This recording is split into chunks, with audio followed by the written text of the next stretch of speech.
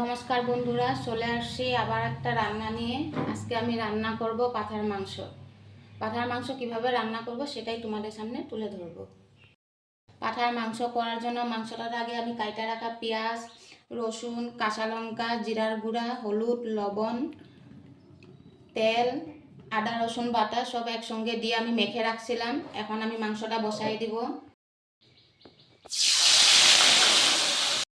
মাংসটা সিদ্ধ হয়ে গেছে, এখন আমি দিয়ে দিব আলু।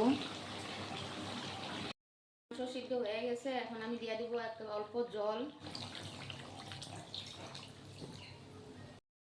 এখন আমি দিয়ে দিব গরম মশলা দিয়ে নামিয়ে দিব।